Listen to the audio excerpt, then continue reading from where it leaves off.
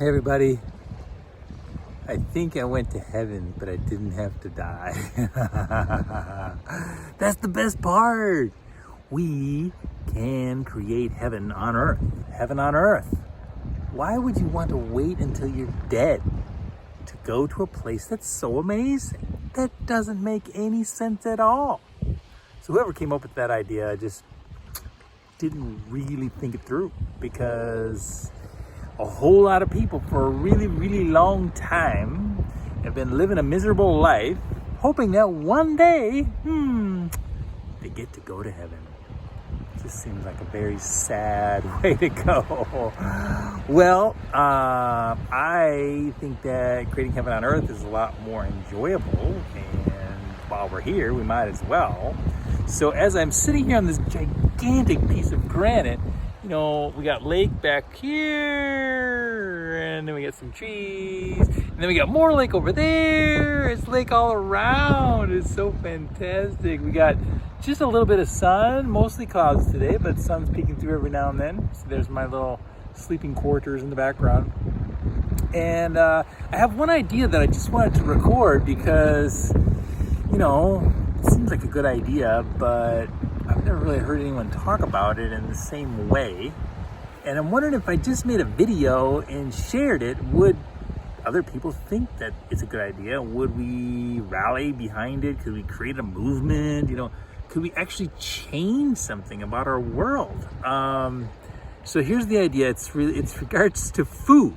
One of my favorite topics is food.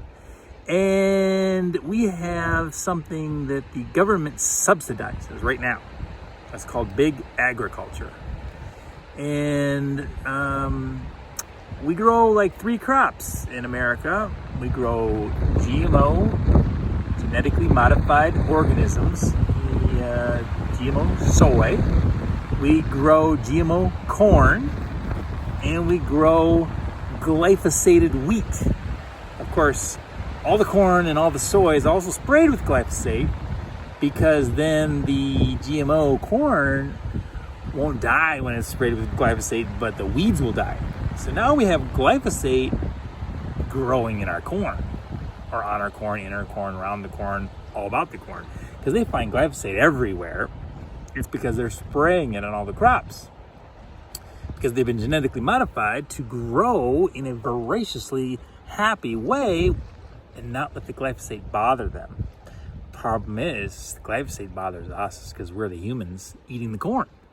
And we're not just eating corn like you think of corn on the cob, which is amazing, but we're eating all the processed foods that sit on the shelves that are made with high fructose corn syrup, and lots and lots and lots of like maltodextrin and thousands of products that come from corn, and the many, many products that come from soy. And then our wheat is sprayed with glyphosate to ripen it before they harvest it. So we now have 3 crops that most people are really not able to eat for the most part. A lot of soy, gluten sensitivity, people have allergies to corn. So here's my idea. One simple idea. We change the government subsidy. We cancel all crops for corn, soy, and wheat. Just cancel them. They're just done. We just don't grow them anymore in America. We have to have a phase-in period. I get it. Phase them out, whatever.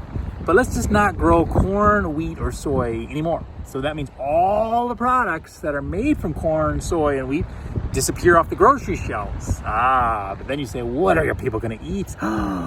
Well, let's see.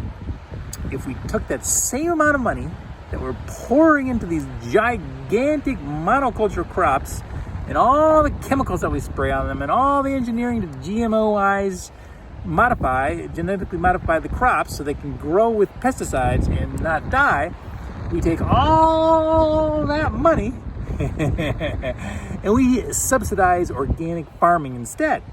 So now all the people who really want to get their hands in the dirt, who want to grow, who want to farm, who want to have a plot of land, we return land to individuals. If they agree to organically farm the land, we can convert it back from its completely depleted state under monoagriculture, and we can turn that land back into healthy soil again. We can grow organic crops, which means there'll be plenty of food for everyone.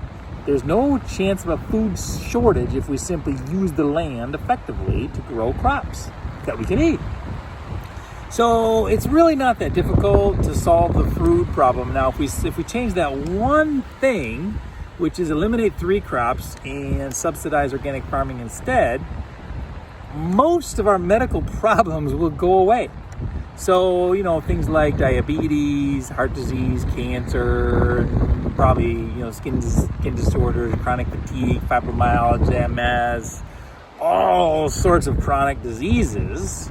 Not necessarily they would go away immediately, but in time, if you take away the chemicals and you take away the foods that are killing us and creating disease, then those diseases will, reduce in number. Which means that, this is the best part, we don't have to have as many doctors and drug companies giving people drugs and surgeries and radiation because less people are getting sick. So then pharma goes away and lots of medical doctors have to get retrained because we still need them, but we need a lot less of them if everyone was healthy. So that's my idea. It's pretty simple, but not easy to execute. Because we have lobbyists, and I just want a tree growing out of my head. See, if I do this, not a tree's growing out of my head. That's not too cool. But if I do like this, there's no tree. And you can see that beautiful lake, and the breeze is blowing. I'm just so happy out here. What is happening? It took me a whole day to adjust to nature. It was crazy. Anyway, back to the subject of food.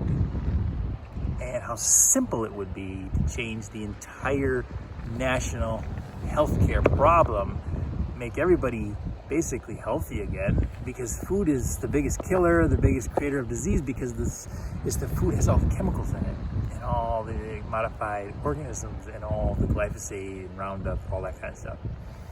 So we would need a movement to shut down the lobbyists, shut down the government, but if we just change the policy, those things would just go away.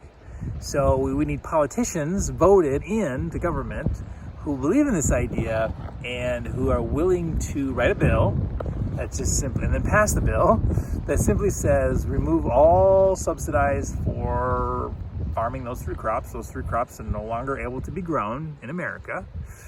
And that means all the CAFOs also have to close. CAFO, that's a Confined Area Food Organization. I believe that's what it stands for, CAFO. CAFO. It's basically where these gigantic fields of dirt and mud have, thousands of cattle all crammed in together, and they're growing beef and they're feeding them soy and corn. And they grow these bigger crops all across the country. So that means those things have to shut down, which that's cruelty to animals anyway, and most of that meat is toxic to the body. So people would stop eating all that meat, and there'd be a lot more vegetables though, because we'd have lots and lots of farmers. There's a lot of people who would be farmers if the government subsidized vegetables and made them cheap for people to buy. And then there's no excuse for, low-income people not to be able to eat healthy, because the food will be able to be brought to market at a reduced price, because we've got billions of dollars available when we're not spending it on big pharma, big agriculture, GMOs, and on and on and on, and all the shit that's on the shelves. Did I say that out loud? All the poor quality things that pass as food that are on the shelves that really aren't food anyway. So let's see, my rant is almost 9 minutes, so maybe I have to bring this to a close. So if anyone is interested in this idea, please comment below. It's just a simple idea. We shut down 3 crops and replace it with 1, organic vegetables. I mean, it's multiple vegetables, but one idea on the crop. All organic vegetables would replace corn, soy, and wheat. Simple idea, not even too hard to execute. It just requires, some serious lobbying in Washington and politicians to write a bill, and then they have to pass that bill. So we got to do some house cleaning in Washington first, and then this idea could be a fast follower. And I'd be happy to lead any effort on this matter if I could get just a few people to brainstorm with me how to bring it to fruition. All right, that's my idea. It's so fantastic to be out here. I am in the Boundary Waters for anyone watching this. I'm on a solo camping trip with my stand-up paddleboard. I set up a little shelter back there just in case it rains, but I don't think it's going to. Anyway, there's the lake. There's my paddleboard and my tent back there. Just spending one more night, and then I'm off to the hills over there to go hiking for a day before I have to get back to work. All right, folks, thanks for listening. Please comment. Please message me if you would like to participate, if you have ideas, if you think this is a worthy idea. I think it's pretty basic, but we need a movement. We need lots and lots of people to weigh in, and people in, lawyers and those kind of folks, lobbyists, politicians, etc., to do all the legwork. But I think it's possible.